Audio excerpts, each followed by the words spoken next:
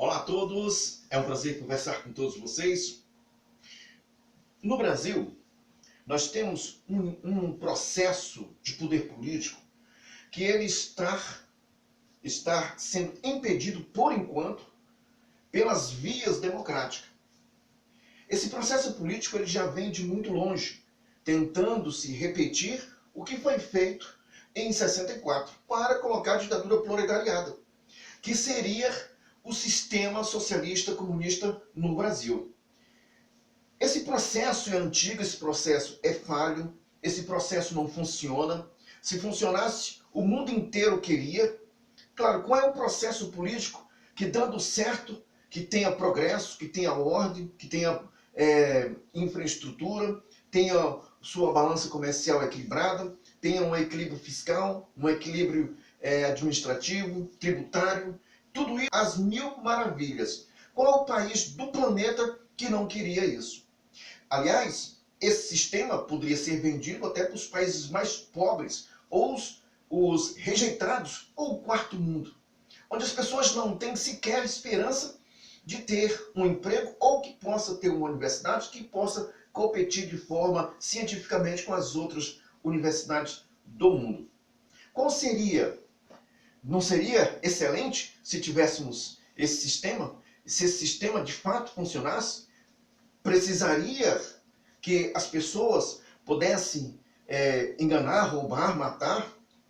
Não seria muito mais fácil? Será que o mundo inteiro contra esse sistema maravilhoso do socialismo, do comunismo, que os países aos quais romperam e trouxeram muita miséria, muita destruição, os países que adotaram esse sistema, e que a maioria das pessoas que querem e pensam que os países hoje que se elevam como um país comunista como a China, eles acham e pensam que o sistema que eles querem, arcaico, atrasado, um sistema podre, mentiroso, um sistema que inclui a eliminação de qualquer pessoa que possa ser contra suas ideias, é o que a gente está vendo hoje.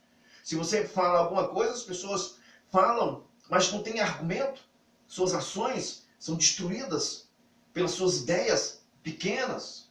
Então essas pessoas a gente está vendo todos os dias, mas existe um processo político para que essas pessoas possam alcançar o poder, e ele é a longo prazo. Tiveram a oportunidade, mas com a vitória desse pleito democrático que tivemos no Brasil, ele foi impedido, mas estávamos à beira de um colapso, onde iríamos fazer muito mais pobres. E quanto mais pobres, mais munição eles têm para colocar em prática o seu sonho, que é justamente o proletariado sendo usado, as misérias sendo usadas, as dívidas sendo usadas, as dificuldades, as doenças sendo usadas para o bem dessas pessoas. Olha as armas que essas pessoas querem usar para pôr em prática o seu poder.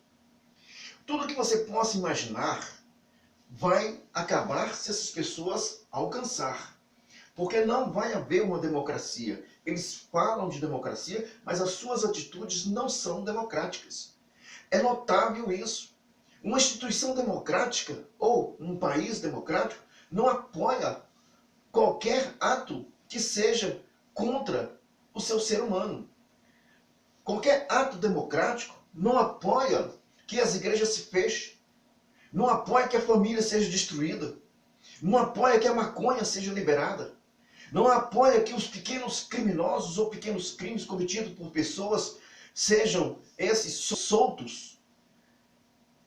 Num país que chama-se democrático, não se desarma o cidadão, mas dá condição para que ele possa se defender quando esse for ameaçado.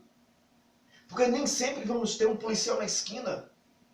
E esses países democráticos também não querem desarmar as polícias, não querem desmoralizar.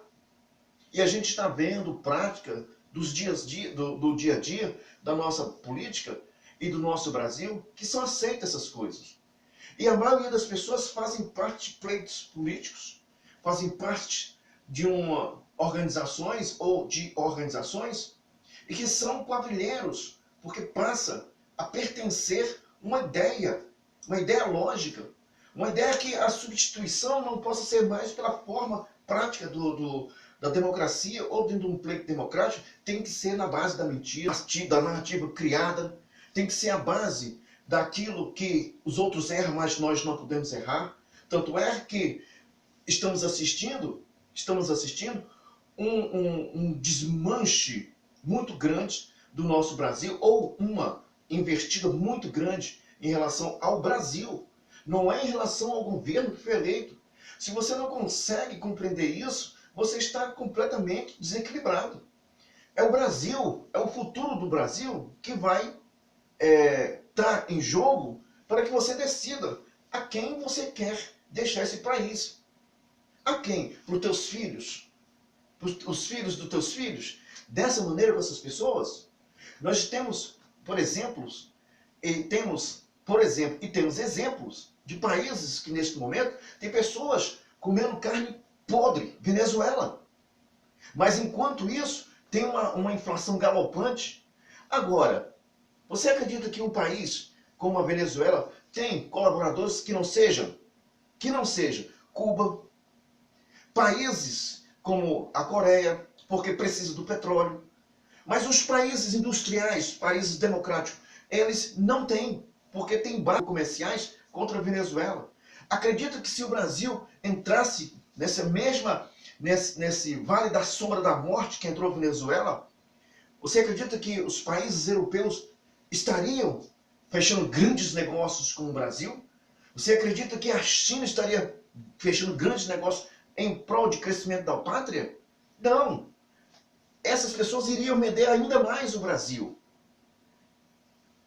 Nenhum país da Europa iria apoiar um sistema destrutivo ao ser humano.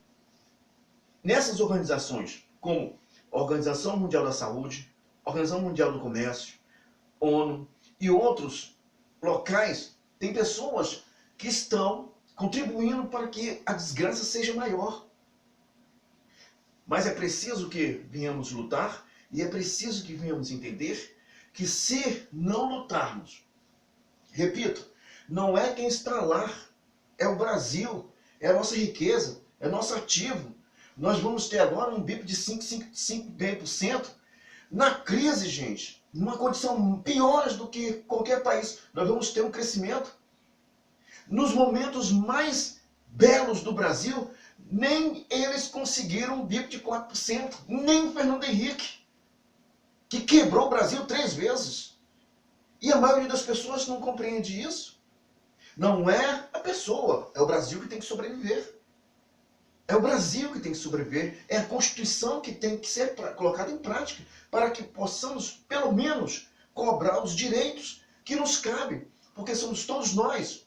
Nós, brasileiros, somos o que eles chamam de viúva, chama-se tesouro. Nós é que pagamos as dívidas, nós é que pagamos o que eles roubam. E não há punição. Quer dizer que eu entro na sua casa, roubo, e a polícia não pode me prender? Quer dizer que eu roubo e você ainda tem que me pagar para me roubar você? É esse teu entendimento? É essa tua mente fraca em relação à grandeza que foram os acontecimentos que houve no Brasil? Dentro desses acontecimentos, dentro dessa ideia, você pensa assim?